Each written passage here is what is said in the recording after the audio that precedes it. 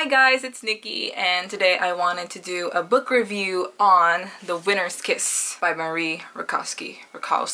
Marie Rakowski. This is the final book in her Winner's trilogy. This came out this month. If you're not familiar with this series, this is what all three of them look like together with their beautiful spines and beautiful covers. Yeah, this is the last book in the series and I loved it. I've been following the series ever since it came out. The first book came out in 2014 and I've been following the story ever since. I don't have reviews on the first two books because I read them a while back. I'd have to reread them again to have like cohesive, proper thoughts on them, so I'm just gonna review the last book. If you're not familiar with the series, it's a fantasy novel with lots of romance, lots of political intrigue. The country of Haran has been colonized by Valorians for 11 years, and so yeah, they've been colonized, so obviously the Harani people are now slaves and the Valorians, they're rulers. Kestrel, who is the main protagonist in this novel, is the daughter of the general, one of the people who conquered the country. So she grew up there in Haran, grew up in that culture of like having Harani slaves. She actually loves her Harani slave. She loves her more than her father because she shows her more affection than her father ever did, because her father always just forces her to either marry or be a soldier, which is what you have to do when you become of age. So that's the start of the story. The first book, what happens is, this is just a premise for people who are interested and haven't read the series yet. In the first book, Kestrel happens to stumble upon a slave auction where she ends up, for some reason, ends up buying a slave. But what she doesn't know is that he has a secret agenda of his own. He has his own reason as to why he wanted to be a slave and be bought by none other than the general's daughter. So that's the premise of the first book. It's so good. Both the romance and the political arguments go so well together. And what I like about this series is that there's no love triangle going on. If there is, it's squashed really quickly. There's just one couple to focus on. It gets really tiring when like there's a love triangle. I hate love triangles. Anyway, that's for the people who haven't read the book. If you've read the book, we can continue on doing the spoilery part of this review. If you haven't read this, go read it. It's really good and satisfying. And also, all the books are out, so you don't have to wait anymore, like a year for every book to come out like I had to. So yeah, go read it. Bye. Alright, spoilery section. Let's discuss. Okay, so we were, like last book, we were left with that heartbroken moment in the piano room where Kestrel's father was on the other side of the room and Kestrel was playing the piano and Aaron comes in and demands answers from her. Of course she has to lie to him, make him think that she hates him, and he believes it. She ends up getting found out because her dad told the emperor about her treason, and so she ends up going to the work camps and Aaron ends up going back to Dakra to help wage this war against the empire that's trying to colonize everything. That's where we left off in the second book. The first book opens up with Kestrel in the work camp and that was really scary. The woman guard was really creepy. She just sort of has this dead look in her eyes and just knows that, oh, it's so fun to have like new fugitives because, you know, they have some spirit into them, because everybody in the work camp is like a robot. Like they have no more emotions or no more memories, and I thought that was really interesting how they made that happen. The usual thing that we see when they're in work camps is that people are always physically abused and they're bloody. In the work camp in this series is that they're just like empty shells of humans working, but they're never mistreated. Obviously, if you keep torturing the people, then obviously they won't work as good. I mean, it's not that it's good because it's definitely really bad to drug people and make them forget who they are. Anyway, so that's that. That's the first part. And so Aaron doesn't know that Kestrel is the moth still, but Kestrel gave that little moth thing to this guard and we have no idea what happens to the guard. I'm so glad they didn't prolong the part where Aaron doesn't know that Kestrel was the moth. Like I thought the whole book was like, oh my god, this is gonna be like, maybe Aaron will find out in the end that, oh, it was Kestrel all along, but I'm so glad that they resolved that in the first part of the book. Aaron found out that it was Kestrel all along. Here he goes beating himself up. Like, I can't believe I believed her after she lied to me again. So Aaron just, I don't know why, he doesn't learn. So at least now he knows.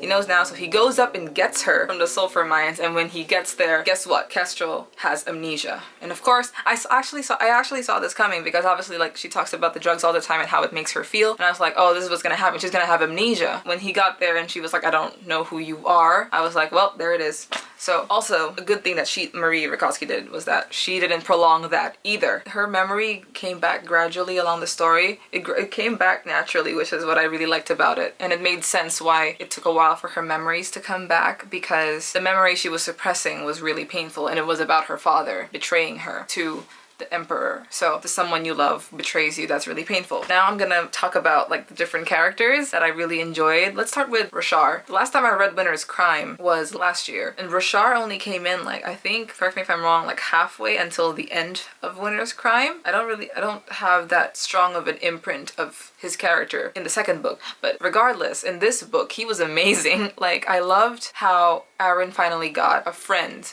like a proper friend. Like, he's never had a friend from first book, second book. Like, there's Cheat, but then of course because of his name, so obviously he's gonna be a terrible person. He only used Aaron, so he's disqualified from being Aaron's friend. But now we have Rashar, who becomes Aaron's friend. I really enjoyed Rashar's character because he was just so unapologetically sassy and was just a great character all around. Like, I know he was the comic relief in the story because without him it would have been like super intense, but he lightened the mood a little bit because he was really funny. I think he used that as like a coping mechanism to like hide what he really feels inside. There was this particular scene that really got me, was when he and Aaron were camping. Well, they were all, the whole army was encamped somewhere, and Rashar asks Aaron like, what do I look like? Aaron responds saying, you look like my friend. He recognizes that Rashar was asking a genuine question, and of course they love each other, as you saw in the final scene where Rashar says goodbye. He's such a well-written character. And then we have Aaron. We've been with Aaron since the first book. I love Aaron very much. He is wonderful. He is moody. He's a great character because he's written so well. I felt really sad how, because he felt like no one can love him, he turned to because he's very religious. The Hirani are known to believe in the gods and the Valorians are not. Aaron was very religious, so he fell back into his religion. Because he didn't have Kestrel anymore, he has no family, he feels so unloved that he ended up getting this voice in his head that he personified as the god of death, because coincidentally he was born during the year of the god of death, so he thought that the person speaking in his head was the god of death, when in the end it was really just his own thoughts all along. I thought that was really interesting that they did that. Also, at the end, when Aaron found out that the reason why Kestrel got captured was because her father betrayed her, he was like, I'm going to kill your father, I'm not going to spare him. She was like, okay.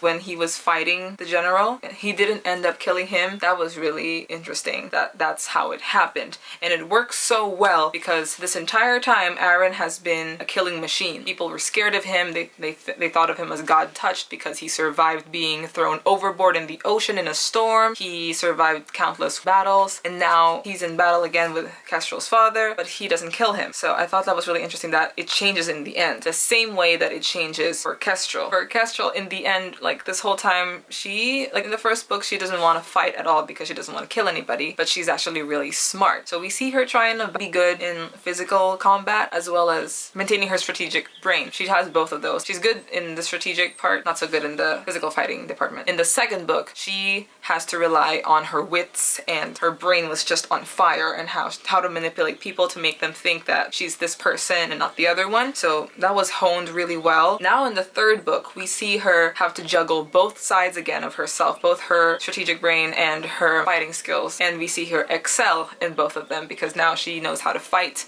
both mentally and physically. I thought that was so well done that Marie wrote this at the very end, and it just, the three books are just one big circle. When she was fighting with the Emperor, when she lost Bite and Sting from the Emperor, and I was like, what was the purpose of the shiny tiles, like where it's obvious that she's cheating? And then I was like, what? The Emperor won, what the hell was that about? But then I remember this conversation that she had with Rashar, where she was asking like about that poison that Rashar had on his ring, and the paste that Aaron used on the cut on her leg was the same thing, that but in heavy doses that's really terrible, and that one touch will kill you. And then the fact that Rashar said this dries clear, then I remembered she painted something on the tiles. I was like, oh my god, that was it. The only reason why she was playing, she was just trying to see how long it will take for the Emperor to die. She wasn't really planning on winning. It didn't matter if she won or not. And then I was like, I was mind blown. I can't believe I fell for that. But then that's how you know it's a good book, when you don't see it coming. And I didn't see that coming at all. She added enough space from that moment where she was talking to Rashar to the moment where she plays with the Emperor. You'd forget that conversation happened, so that you'd be surprised at the end, like, oh wow, there it is. Context clues, red herring. I am a big shipper of Kestrel and Aaron. Like, I mean, obviously we have no other choice who to ship with besides Rashar and Aaron. Maybe you can do that if you want. I ship them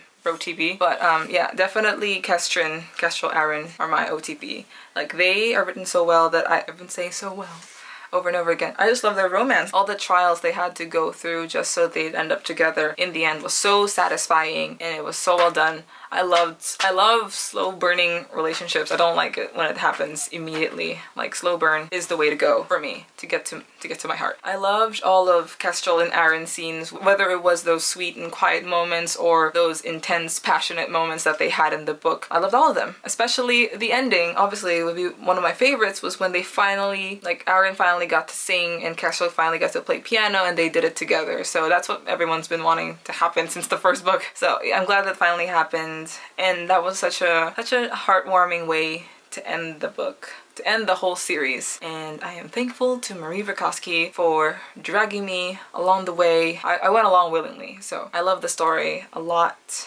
And if you're watching this, then you probably like it too. If you didn't, I don't know, I'm sorry. I'm sorry you had to go through that. It's really bittersweet for me to part with this story because, well, the series, like every other series that I fall in love with, obviously I've become emotionally attached with the characters. I read this last book like just a few days ago, so it's still pretty fresh in my head. But you know, I can reread this over and over again and just relive the story. And yeah, it's a good ending. Very satisfying. Gosh, time flew by really quickly. I feel like it was only yesterday that I read the first book. Well, that's all my thoughts on the book and the entire series in general. I loved it. It's great. 5 stars from me. Let me know what you thought about the book series. If you liked it, if you didn't, you can discuss it below. And that's the end of my review. Comment, rate, and subscribe if you're feeling generous. And I will see you guys on my next video. Bye.